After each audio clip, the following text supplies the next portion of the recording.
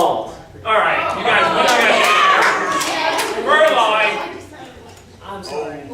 Okay, so alright, so I used to be really, really bad at prank phone calls. Like, I would have, like, the worst prank phone calls. Like, I would call up, like, Kroger's and ask for a generic-sounding name and hope someone picked up the phone so I could deal with them, but it invariably ended up on me being on hold forever. Except, like, I never got this was lame because I had nothing but time as a kid. So one time I had this girl over, and it was like I was too young to be dating or anything, but she was just at my house because that was her bus stop. I don't know, there's a complicated story behind that. But so we're over, like, dude, I've got this great prank we can do. And so, like, for 20 minutes, we're just both on hold, you know, waiting for something to happen. And, like, eventually, like, you know, after all this time, I'm waiting for something to happen and nothing is, and finally I'm like, okay, I'm gonna hang up. And I can't find her because she was on a different phone. She, like, apparently had gone home. So, all right, so I'm, like, really bad at prank phone calls, and this story is going less places than I thought it would.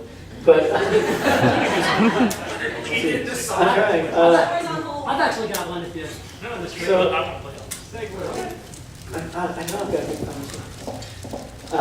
And apparently I don't. I got nothing. Give me a top go. We just go. Go. That's all we need. Just go. All right. So, like. Oh, he's on a story. Oh, he is. Yes. I was about to do a scene. You're going to do a story. Tell a story. Tell a story. Yeah, don't make the rules. all right. Well, basically, like, we're gonna keep Mike's story so you can still do your thing. Some friends of mine and I were actually prank calling some people one time, and we were seriously going with this one where we were calling people up and asking them if they knew where the whales might live. And they would always say, no, I don't. Like, why would I know that? And I was like, they live in the ocean, you dipshit.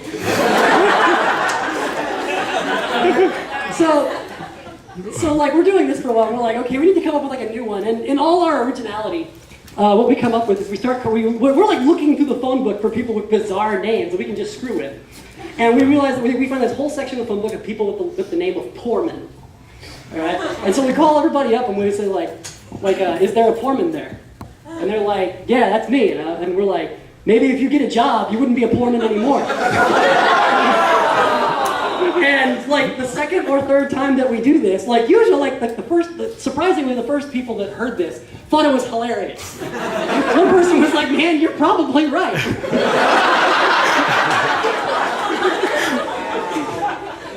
And the second person just started laughing and then hung up. But it was the third person who, as soon as I said this, goes, I'm not sure I follow.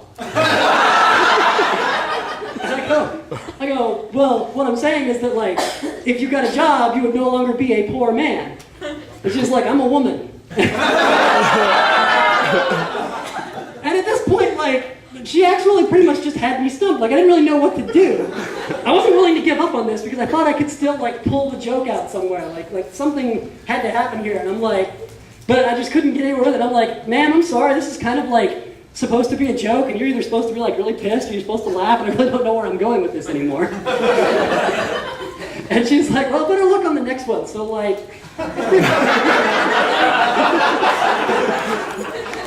so shit, that's basically the story of like the nicest person on the other end of the phone on a prank call that I have ever made. Did you prank call your mother by accident? It does sound like my mom. But following up from that, like, I mean, that night really wasn't over by that point by even a long shot. We continued pranking other people with other various retarded pranks until eventually at some point somebody decided to call us back. This is before we were smart enough to start blocking the calls. So somebody called us back and they're like, hello? And I'm like, yes. They said, I didn't appreciate that call you just made to me. I'm like, uh-oh. Frick. And he's like, and I immediately hang up the phone. Which, that'll stop him. So the phone rings again. I'm like, hello, this is the Murphys. And they're like, yes, is this the man of the house? And I go, yeah.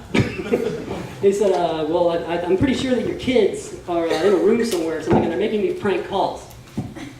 Really now? Well, what did they say? And so he goes on to repeat the prank, and I'm like, well, that's unacceptable. And you can rest assured that nobody's going to have any trouble from my son ever again. I tell you that. I'm going to beat that kid right now.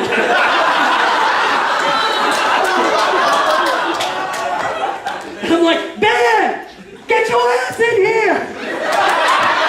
That's right, I've had enough. And I slam the phone down. And